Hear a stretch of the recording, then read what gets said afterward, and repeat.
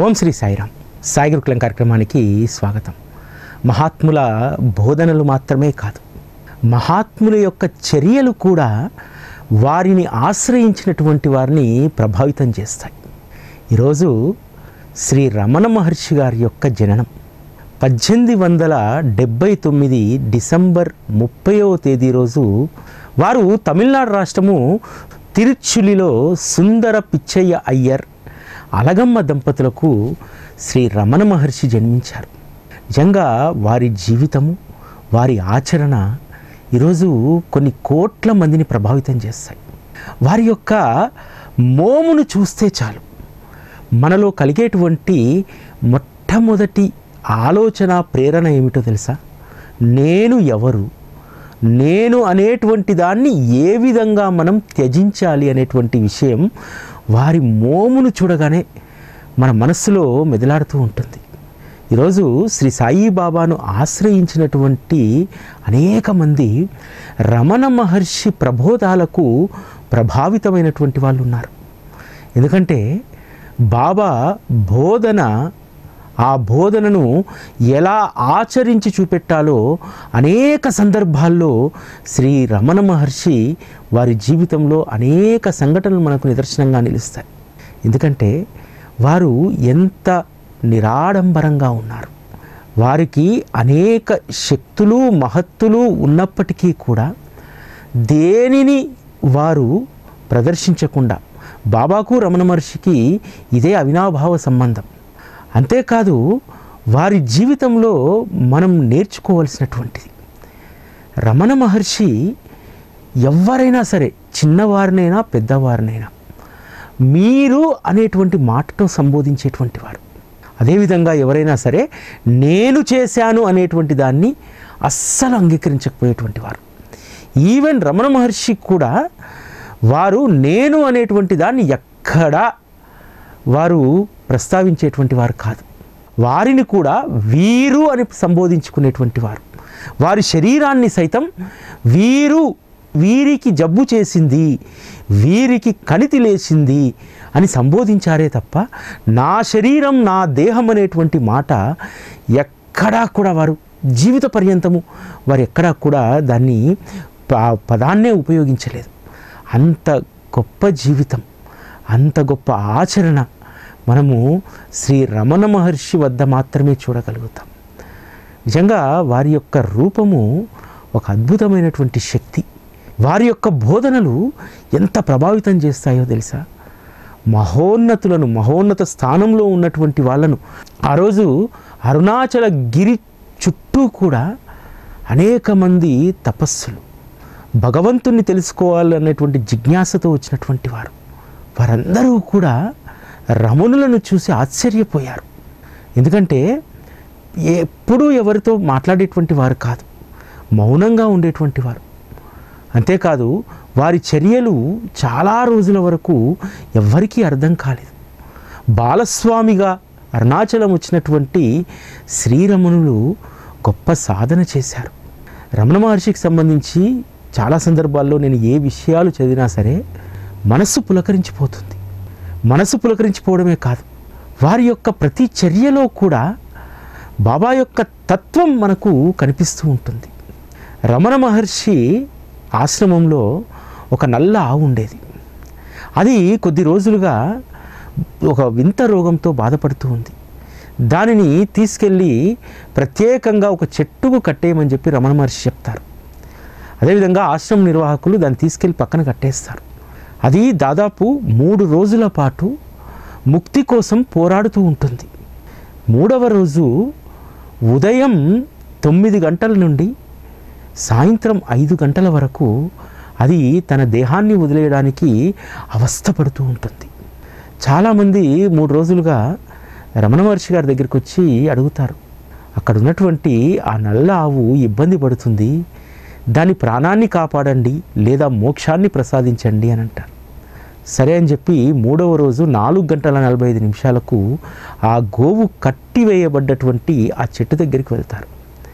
వెళ్ళి వారి యొక్క బాధ విమోచనా దృష్టి, అంటే ఆ బాధను నివారించడానికి శ్రీ రమణులు వారి యొక్క కృపాదృష్టిని ఆ గోవుపై చూపగానే అది మరుక్షణంలో నేలకు ఒరిగిపోతుంది. చాలామంది అనుకున్నారు రమణులకు అదంటే ఎంతో ఇష్టం కదా, దాని ప్రాణాలను రమణులు కాపాడడానికి దాని దగ్గరికి వెళ్ళారనుకుంటారు. కానీ రమణులు అంటారు, వీరి యొక్క సమయం ముగిసింది, ఆయువు అనే తైలం ఇక్కడితో అయిపోయింది, కాబట్టి దాని కర్మానుసారం అది వారి దేహాన్ని వదిలేయాల్సిందే అని చెప్తారు. అంటే కాపాడగలిగినటువంటి శక్తి రమణులకు ఉంది, అవసరమైతే దాని వ్యాధిని నివారించవచ్చు. కానీ కర్మలకు ఎప్పుడూ కూడా ఎవరూ అడ్డుపడకూడదనేటువంటి సృష్టి ధర్మాన్ని శ్రీరమణులు ఆ సందర్భంగా పాటించడం జరిగింది. ఇదే సంఘటన మనకు బయ్యాజీ కోతే పాటిల్ విషయంలో మనకు తెలియవస్తుంది. బయ్యాజీ కోతే పాటిల్ అంటే బాబాకి ఎంతో ఇష్టం కదా. తన తండ్రి బయటికి వెళ్ళి వచ్చి ఒకేసారి అనారోగ్యానికి లోనవుతారు. తన తండ్రి పరిస్థితి చూసి లేవలేనటువంటి పరిస్థితి, అవస్థలో ఉన్నాడు. వచ్చి దీనంగా బాబా దగ్గర కూర్చొని వేడుకుంటాడు బయ్యాజీ, బాబా నా తండ్రి ప్రాణాలను నిలబెట్టడానికి ఊది ఇవ్వండి బాబా అంటారు. లేదు బయ్యాజీ, నీ తండ్రి యొక్క కర్మానుసారం అతను వెళ్ళాల్సినటువంటి సమయం ఆసన్నమైంది. నువ్వు నాకు ప్రియభక్తుడే కావచ్చు, కానీ దునీమాయి ఊది ఇవ్వడానికి అంగీకరించట్లేదు అని అంటారు. దాంతో మౌనంగా ఇంటికి వెళ్ళిపోతాడు. తన తండ్రి ఆ రోజు విపరీతమైనటువంటి బాధను అనుభవించి తెల్లవారుజామున చనిపోతాడు. అంత్యక్రియలు అన్నీ అయిపోయిన తర్వాత 11వ రోజు గడిచిన తర్వాత 13వ రోజు బాబా దర్శనానికి వస్తాడు బయ్యాజీ. వచ్చినప్పుడు, ఎందుకు బయ్యాజీ బాధపడుతున్నావు, ఒక ప్రాణం పోయింది, మరొక జీవి నీ ఇంట్లోకి వస్తుంది, నీ తండ్రే మళ్ళీ నీ ఇంట్లో జన్మించబోతున్నాడు అని చెప్తారు. సరిగ్గా సంవత్సరానికి బయ్యాజీకి పుత్రుడు జన్మిస్తాడు. అంటే మహాత్ముల యొక్క అంతరంగాన్ని మనం అర్థం చేసుకోవాలి. అన్ని సందర్భాల్లో మనం కోరుకున్నట్లు జరగదు. మహాత్ముల యొక్క చర్యలు ఎలా ఉంటాయంటే మన కర్మ ప్రారబ్ధాన్ని బట్టే వారి యొక్క అనుగ్రహం ఉంటుంది. ఎప్పుడైతే మన ప్రారబ్ధ కర్మ ఇక ముగిసేటువంటి సమయం వస్తుందో ఆ సమయంలో ఎవరైతే మోక్షధామానికి వెళ్ళదలుచుకున్నారో వారికి మోక్షాన్నే ప్రసాదిస్తారు తప్ప, తనకు చాలా ఇష్టమని రమణ మహర్షికి ఆ నల్లగోవు అంటే చాలా ఇష్టం, అలా అని చెప్పి దాని ప్రాణాలను నిలబెట్టలేదే. కర్మతంత్రానికి ఎవరూ కూడా అడ్డుపడలేటువంటి విషయాన్ని రమణులు, శ్రీ సాయిబాబా ఎప్పుడూ కూడా మనకు అది బోధిస్తూనే ఉన్నారు. అంతేకాదు మహాత్ముల యొక్క చర్యలు ఎలా ఉంటాయంటే వారి చర్యల్లో మనం గొప్ప అంతరార్థాన్ని తెలుసుకోవాలి. మామూలుగా మనం ఏమనుకుంటాం, శ్రీరమణులైనా శ్రీ సాయిబాబా అయినా తనను ఆశ్రయించినటువంటి మనలాంటి జీవులను అంటే మనుషులను మాత్రమే వారు ఉద్ధరిస్తారు, మనుషులతో మాత్రమే వారు అనురాగ బంధాన్ని ప్రవేశించుకుంటారు అనేటువంటిది మనం అనుకుంటాం. కానీ మహాత్ములు వారి చర్యల్లో కొన్ని అద్భుతమైనటువంటి బోధనలు వాళ్ళు చేస్తారు. శ్రీరమణులు అరుణాచల కొండపైన గుహలో ఉంటున్నప్పుడు అక్కడ అనేక వానర సేన అక్కడ ఉండేది. చాలా సందర్భాల్లో వారి దగ్గరికి ఆ వానర సేన వచ్చి కూర్చునేటువంటిది. స్వామి ధ్యాన ముద్రలో ఉంటే ఆ వానర సేన వచ్చి కాళ్ళపైన జబ్బలపైన గీకుతూ ఉండేది. అయినా సరే స్వామి ఏ రోజు కూడా వాటి పట్ల ద్వేషాన్ని పెంచుకోలేదు, వాటిని తరిమేయలేదు. ఆ వానర గుంపును చూసినటువంటి రమణుల చుట్టూ ఉండేటువంటి భక్తులు అన్నారు ఒకరోజు, స్వామి ఇవి మీకు చాలా ఇబ్బంది కలిగిస్తున్నాయి, వీటిని ఎక్కడికైనా దూరంగా తరిమేటువంటి ప్రయత్నం చేద్దామా అంటారు. ఎందుకు, వారు ఉన్నటువంటి చోటికి మనం వచ్చాం, ఇది వారి సామ్రాజ్యం, వారి సామ్రాజ్యంలో మనల్ని ఉండనిస్తున్నారు, వారిని మనం గౌరవించాలి అని చెప్పి రమణులు చెప్పినటువంటి సందర్భాన్ని సేమ్ యాజ్ ఇట్ ఈజ్ షిరిడీలో బాబా వచ్చినటువంటి తొలినాళ్లలో అనేక మంది పిచ్చి పకీర్ అని చెప్పి పిల్లలు రాళ్ళేశారు. అంతేకాదు షిరిడీలో ఉన్నటువంటి జనం బైజామ్ మా మహల్సాపతి కాశీరామ్ షింపి ఒక 5-6 మంది తప్ప బాబా పట్ల భక్తి కలిగినటువంటి వాళ్ళు, మిగతా వాళ్ళందరూ కూడా బాబా పట్ల ఒక రకంగా చెప్పాలంటే ఒక చులకన భావంతో ద్వేష భావంతో ఉండేటువంటి వారు. అయినా సరే బాబా అక్కడి నుంచి వెళ్ళలేదే, అక్కడే ఉండి షిరిడీ జనులందరినే కాకుండా అనేక మంది దేశంలో అనేక ప్రాంతాల్లో ఉన్నటువంటి వారిని తమ పాదాల వద్దకు తీసుకొచ్చారు, ఉద్ధరించారు. ఆ తర్వాత బాబా చరణ స్పర్శ దొరకనటువంటి రోజు వృధా అని చెప్పి షిరిడీవాసులు భావించారు. షిరిడీవాసులు తనను చులకనగా చూస్తున్నారని, పిల్లలు రాళ్లతో కొడుతున్నారని, తన పట్ల భక్తిభావం లేదని చెప్పి బాబా అక్కడి నుంచి వెళ్ళలేదు. ఎందుకనంటే అది ఆ జనుల యొక్క స్థానం కాబట్టి ఆ స్థానానికి నేను వచ్చాను. నన్ను తెలుసుకునేంత వరకు నేను ఓపికగా ఉండాలి. రమణుల విషయంలో కూడా అదే జరిగింది.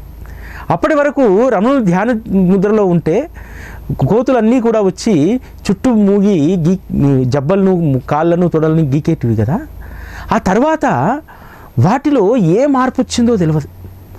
రమణులు ధ్యానముద్రలో ఉంటే రమణుల చుట్టూ కూడా అవి కూడా ధ్యానంలో ఉన్నట్టు అసలు రమణుల శరీరాన్ని తాకకుండా ఉండేటువంటివి. ఆ తర్వాత కొద్ది రోజులకు అంటే మహాత్ములకు అన్నీ అవగతమే కదా. జంతువుల యొక్క మనసు తెలుసు, మనుషుల యొక్క ఆలోచనలు తెలుసు, మనుషుల యొక్క స్వార్థము తెలుసు, అన్నీ వారు గుర్తెరిగి ఉంటారు కదా.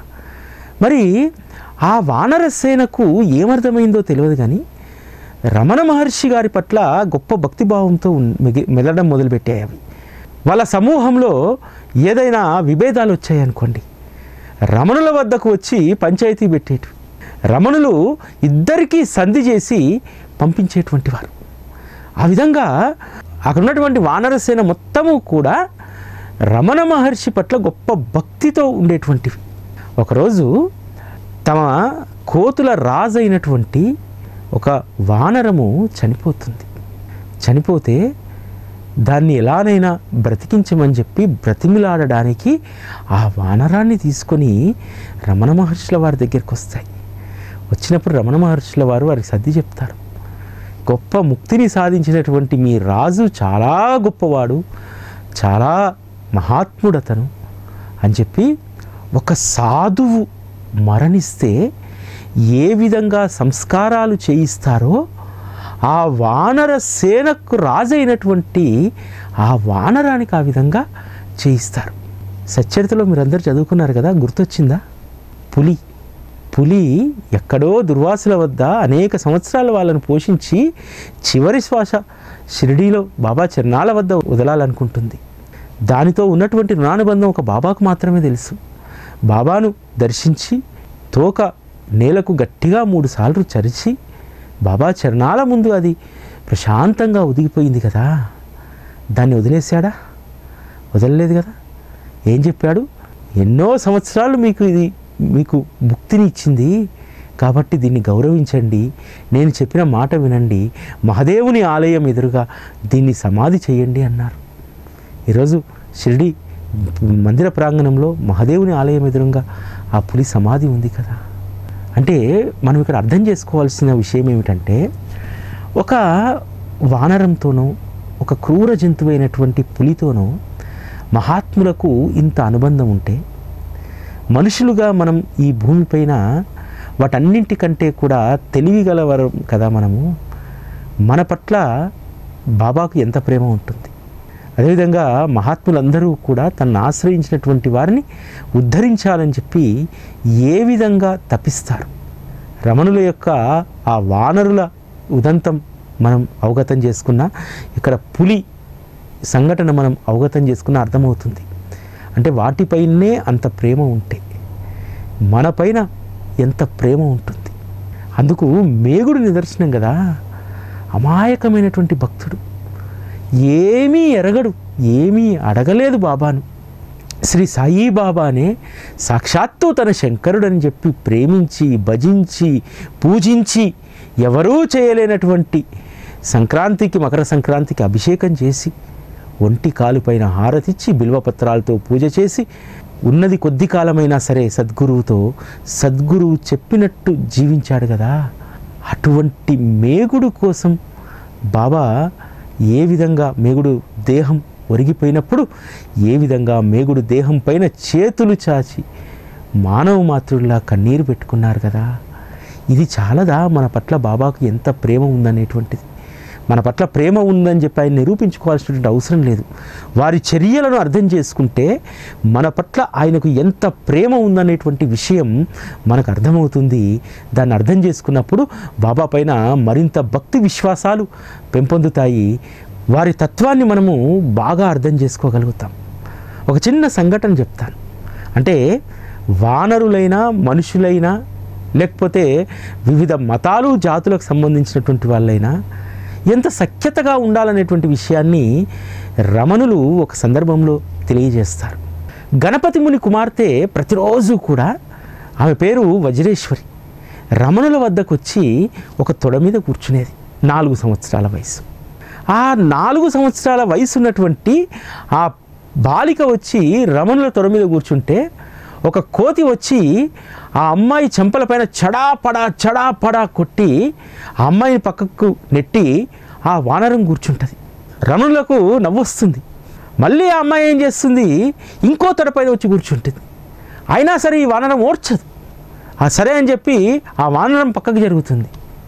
జరిగితే రమణులు వానరంతో చెప్తారు, అరే నాయనా, వజ్రము నీ చెల్లెలే కదరా, అది ఒక తొడ పంచుకుంటే నీకేంటి సమస్య?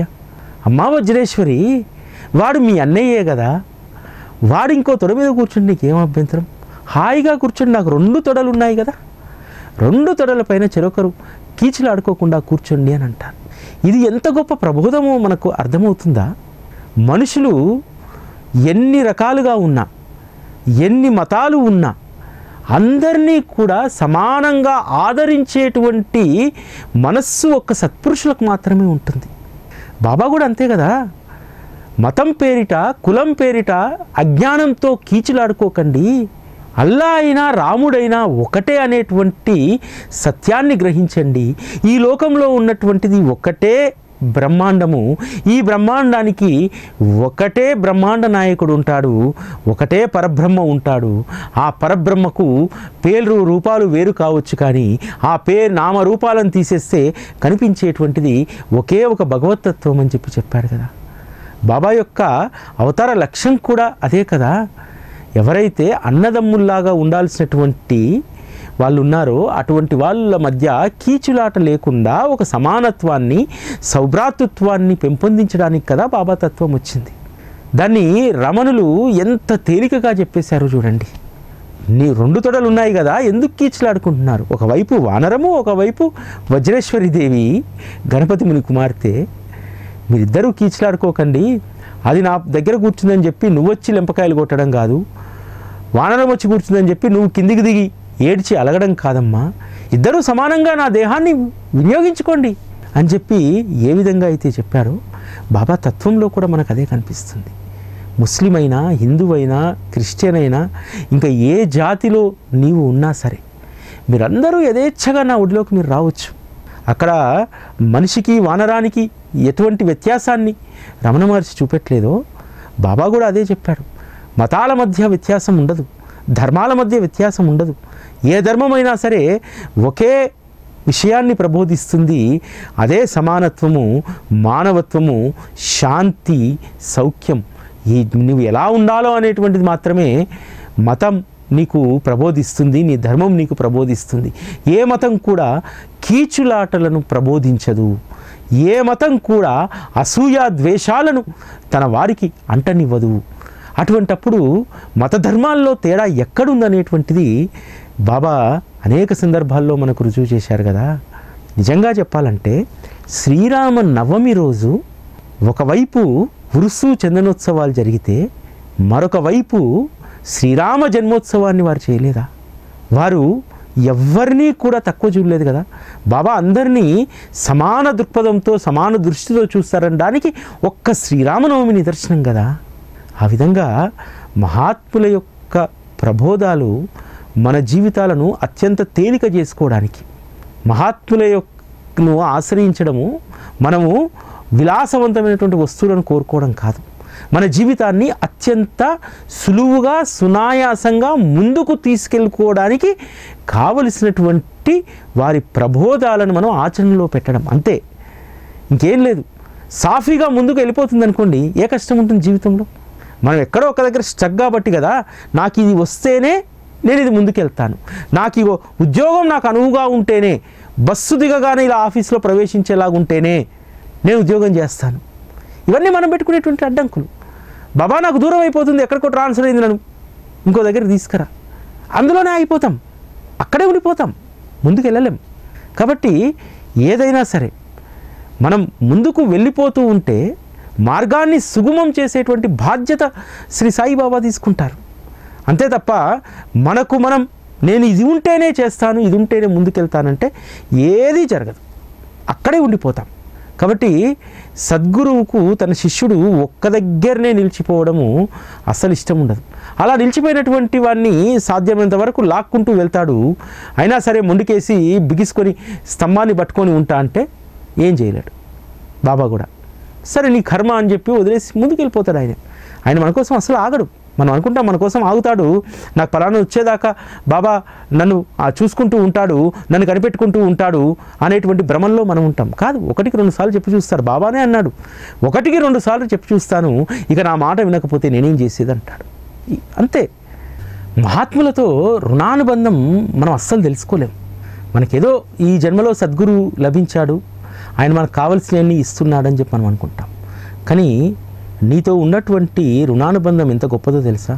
నిన్ను పట్టుకొని ఉండడానికి బాబా, నువ్వు బాబాని పట్టుకోలేదు, నిన్ను బాబా పట్టుకొని ఉండడానికి ఎన్ని జన్మల అనుబంధం ఉంటుందో శ్రీ రమణ మహర్షి చర్యల్లో మనకు అర్థమవుతుంది. ఒకతను రమణాశ్రమానికి ఒక ఆవును లేగను రెండింటిని తీసుకొచ్చిస్తే అప్పుడు ఉన్నటువంటి పరిస్థితుల్లో ఆశ్రమ నిర్వహణే కష్టంగా ఉంది. ఎందుకంటే రమణులు ఎవరి దగ్గర నుంచి ₹1 ఆశించరు, ₹1 తీసుకోవడం ఆయనకి ఇష్టం లేదు. అక్కడ ఉన్నటువంటి భక్తులే ఆశ్రమానికి కావాల్సినటువంటి సరుకులో ఇంకోటో వారు అక్కడ ఉంటూ వారి ఉదరపోషణ చేసుకుంటూ రమణ మహర్షి గారికి కావాల్సినటువంటి ఏదో నైవేద్యం ఏదో చేసి పెట్టేటువంటి వారు, ఒక పాకల్లాగా ఉండేటువంటి అటువంటి ఆశ్రమ నిర్వహణ కష్టమవుతుంటే ఆశ్రమానికి వచ్చినటువంటి ఆ ఆవును ఊరిలో ఉన్నటువంటి ఒక రైతుకు అప్పచెప్తారు, దీని పోషణ చూడమని చెప్పి. అలా 5 సంవత్సరాలు గడుస్తాయి. ఆ లేగదూడ పెద్దదవుతుంది. ఆ సందర్భంలో ఒకసారి రమణులు పాలితీర్థం వైపు వెళ్తూ ఉంటారు. అక్కడ ఆవు దాని కూతురు 5 సంవత్సరాలు పెద్దగా అవుతుంది. దానికి రమణ మహర్షులే ఆశ్రమానికి తొలిసారి వచ్చినప్పుడు పేరు పెడతారు లక్ష్మి అని. పాలితీర్థం వైపు వెళ్తున్నప్పుడు ఆ రెండూ కనిపిస్తాయి. కనిపించగానే లక్ష్మి పరుగున రమణుల వైపు వస్తూ ఉంటుంది. దాన్ని చూసి రమణులు ఆగుతారు. ఆ లక్ష్మి వచ్చి రమణుల ముందు నిల్చొని ఉంటే దాన్ని ప్రేమగా నుదుటిపైన సవరిస్తూ ఉంటారు. ఆ తర్వాత రమణులు ఆదేశిస్తారు అక్కడ ఉన్నటువంటి వారిని, లక్ష్మిని ఆశ్రమానికి తీసుకురండి అని అంటారు. లక్ష్మిని తీసుకొచ్చి ఆశ్రమంలో కట్టేస్తారు. కట్టేసిన తర్వాత కొన్ని సంవత్సరాలు గడిచి ఆశ్రమంలో గోశాల నిర్వహించేటువంటి ఒక వెసులుబాటు ఆశ్రమానికి వస్తుంది. చక్కటి పాక వేసి గోశాలను కడతారు. అప్పటికే గోశాలకు ఒక 5-6 గోవులు భక్తులు విరాళంగా ఇస్తారు. ఒకానొక శుభముహూర్తాన గోశాలను ప్రారంభించాలని చెప్పి భక్తులందరూ అనుకుంటారు. అప్పుడు అక్కడ కట్టివేసినటువంటి లక్ష్మి సునాయాసంగా తన తాడును తెంపుకొని పరుగున బయటకు వస్తుంది. అందరూ అరే లక్ష్మి ఎక్కడో పరుగున వెళ్తుంది, ఇది ఎవరినైనా సరే కుమ్మేస్తే సమస్య అని చెప్పి దాని వెనకాల పరుగులు తీస్తారు. అది సరాసరి రమణులు ఉన్నటువంటి గదికి వెళ్తే దాని వెనకాల వచ్చినటువంటి భక్తులతో అంటారు, ఎందుకు మీరు కంగారు పడుతున్నారు, దేనికి మీకు ఇంత ఆతృత? అది నన్ను గోశాల ప్రారంభోత్సవానికి ఆహ్వానించడానికి వచ్చిందయ్యా, అది దాని సామ్రాజ్యం కదా, దానికోసం కదా కడుతుంది, ఈ ఆశ్రమానికి వచ్చినటువంటి తొలిచూరు బిడ్డ కదా, కాబట్టి తన ఇంటి గృహప్రవేశాన్ని నన్ను పిలవడానికి వచ్చిందన్నారు. నిజంగా మహాత్ములు ప్రతి జీవి అంతరంగాన్ని ఎట్లా అర్థం చేసుకుంటారో ఇక్కడ మనం గమనించాలి. బాబా కూడా అనేక సందర్భాల్లో జీవుల విషయంలో, మనుషుల విషయంలో, బాబా మేకల్ని కొంటే ధర ఎక్కువగొట్టి కొన్నామని చెప్పి అక్కడ ఉన్నటువంటి వాళ్ళందరూ అంటారు. కానీ దాని ఆంతర్యం వాళ్ళకి అర్థం కాదు. ఎన్నో జన్మలుగా ఉన్నటువంటి అనుబంధం చేత బాబా చెప్పినా సరే, ఎందుకురా నాయనా సొంత అన్నదమ్ములై కొట్టుక చేస్తారు, ఎంతో పుణ్యం చేస్తే మానవ జన్మ వస్తుందని చెప్పినా సరే ఇద్దరు అన్నదమ్ములు తగవులాడుకొని ఒకరినొకరు చంపుకొని అనేక జన్మలు ఎత్తుతూ ఈ జన్మలో మేకలుగా పుట్టి వాటి అదృష్టం చేత బాబా కంటబడడం వల్ల వాటిని కొద్దిసేపు వాటిని ఓదారుద్దామని తనకున్నటువంటి ప్రేమ వాత్సల్యాన్ని వాటిపైన చూపెడదామని చెప్పి బాబా అనుకున్నాడు. కానీ దాని అందరూ కూడా అది పిచ్చితనం అనుకున్నారు. అంతకుముందు కూడా బాబా అనేక మేకలను కొని కొండాజీకి అప్పచెప్పేటువంటి వారు. ఎందుకు కొనేటువంటి వారు, ఎందుకు సంరక్షించమనేటువంటి వారు? తనతో అనుబంధం ఉన్నటువంటి బిడ్డల యొక్క సంరక్షణ, సంక్షేమం, శ్రేయస్సు వారు ఏ జీవిగా ఉన్నా సరే తన కంటి చూపుకు కనబడకుండా ఎవ్వరూ ఉండరు, అందరూ తన దృష్టి లోపలే ఉంటారు అనేటువంటిది బాబా చెప్పకనే చెప్పారు. చాలామందికి ఆ రోజు అది అర్థం కాలేదు. ఎందుకు బాబా మేకలను కొనేవాడు, ఎందుకు అనేక జీవుల పట్ల బాబా ప్రేమను చూపెట్టేటువంటి వారు. శ్యామకర్ణి కథ కూడా అదే కదా. శ్యామకర్ణి పట్ల ఎంత ప్రేమ ఉండేది. శ్యామకర్ణి కూడా బాబా పట్ల ఎంత వాత్సల్యాన్ని, ప్రేమను కలిగి ఉండేది. మనుషులకైనా సమయం గుర్తుండదో కానీ మధ్యాహ్నం 12 కావస్తుందంటే నేను వెళ్ళాలి బాబా ముందు లయబద్ధంగా హారతికి నా కాళ్ళను ఆడించాలి, ఆ మువ్వల చప్పుడు హారతికి గొప్ప శృతి కావాలని చెప్పి అది తప్పించిపోయేటువంటిది. బాబా కూడా దాని ఒంటి మీద ఒక్క దెబ్బ పడ్డా సహించేటువంటి వారు కాదు. అంటే ఒక గుర్రపు పిల్లపైనే అంత ప్రేమ ఉంటే దాని ఒంటిపైనే ఒక్క దెబ్బ పడకుండా చూసినటువంటి శ్రీ సాయిబాబా తనను ఆశ్రయించినటువంటి బిడ్డలకు దెబ్బలు పడనిస్తాడా, ఆటుపోట్లు రానిస్తాడా? మనం బాగా గుర్తుపెట్టుకోవాల్సింది ఏంటంటే, మనకేదైనా ఇబ్బంది కలిగింది, ఆటుపోట్లు వచ్చాయి అనంటే ఖచ్చితంగా మనం చేసుకున్నటువంటి స్వయంకృప అపరాధాల వల్ల వచ్చినటువంటివే తప్ప అవి ఇతరత్ర ఏవీ కాదు. ఒకటి గుర్తుపెట్టుకోండి, స్వయంకృత అపరాధాల వల్ల వచ్చినటువంటి వాటిని బాబా కూడా ఏం చేయలేరు. అంటే జీవితంలో మనం ఎంత నియమబద్ధంగా క్రమశిక్షణతో ఉండాలనేటువంటిది మనం సద్గురువు వద్ద నేర్చుకోవాలి. నా ఇష్టం వచ్చినట్టు నేను వ్యవహరిస్తాను, కష్టం రాగానే ఇంకోటి రాగానే నేను బాబా పాదాలు పట్టుకుంటాను, బాబాను అడుక్కుంటాను, బాబా ఈ కష్టం తొలగిస్తాడు. ఎందుకు తొలగించాలి? నువ్వు ఆయన దగ్గరికి వచ్చిన తర్వాత అసలు నీ ప్రయత్నం అంటూ, నీ ప్రణాళిక అంటూ ఏమీ లేదు. ఆయనకు అప్పచెప్పి జీవితాన్ని సాఫీగా ముందుకు సాగించుకోవడమే. రమణుల దగ్గరికి చేరినటువంటి భక్తులు ఆ రోజు దీన్ని బాగా గుర్తుపెట్టుకున్నారు. దేనికోసము మనం ఆకాంక్షించకూడదు, దేనిపైన ఆశలు పెట్టుకోకూడదు. జీవితం భగవంతుని, పరమేశ్వరుని ఇచ్ఛానుసారం అది కొనసాగుతుంది అని చెప్పి వారందరూ కూడా ప్రగాఢంగా నమ్మినటువంటి విషయం ఇదే. అందుకనే శ్రీరమణుల యొక్క తత్వాన్ని వారు పరిపూర్ణంగా ఆస్వాదించారు. శ్రీరమణుల ఆశ్రమంలోకి ఎప్పుడైనా వెళ్ళండి మీరు. శ్రీరమణుల యొక్క బోధనలకు ప్రభావితమైనటువంటి వారి మోముల్లో శాంతి, సౌఖ్యం వెల్లివిరుస్తూ ఉంటాయి. శ్రీరమణులు అనగానే అక్కడ ఉన్నటువంటి వారందరి శరీరం రోమాంచితమవుతుంది. కేవలం వారి యొక్క రూపాన్ని చూస్తూ ధ్యానస్థితిలోకి వెళ్ళినటువంటి వారు అమితమైనటువంటి సుఖాన్ని అనుభవిస్తూ మనకు రమణాశ్రమంలో కనిపిస్తూ ఉంటారు.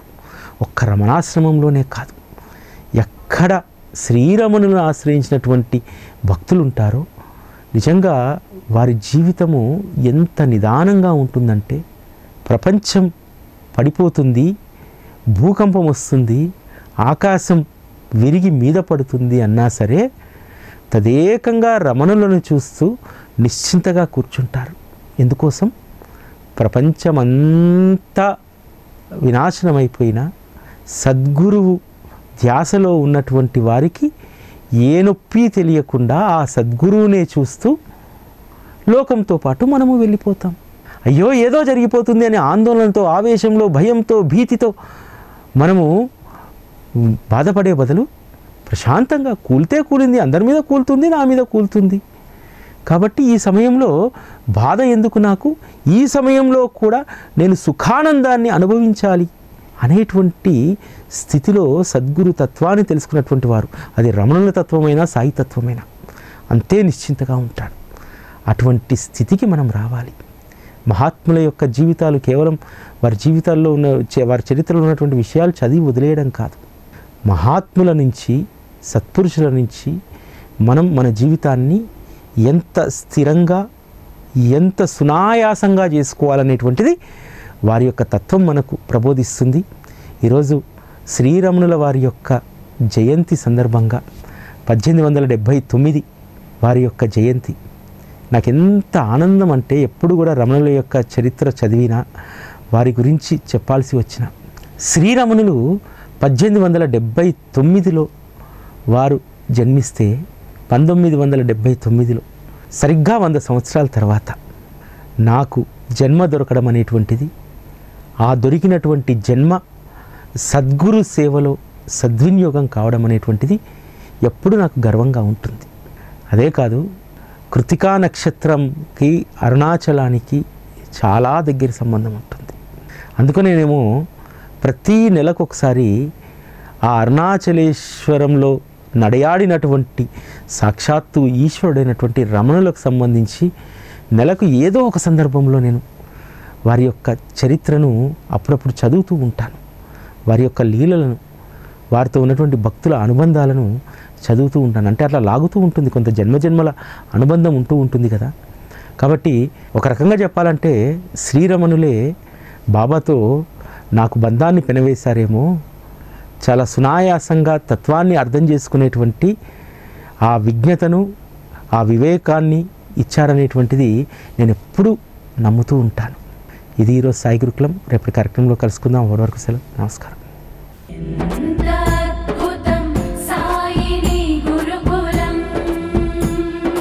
శిక్షణే తప్ప శిక్షలు లేని శరణాగతి సౌదం.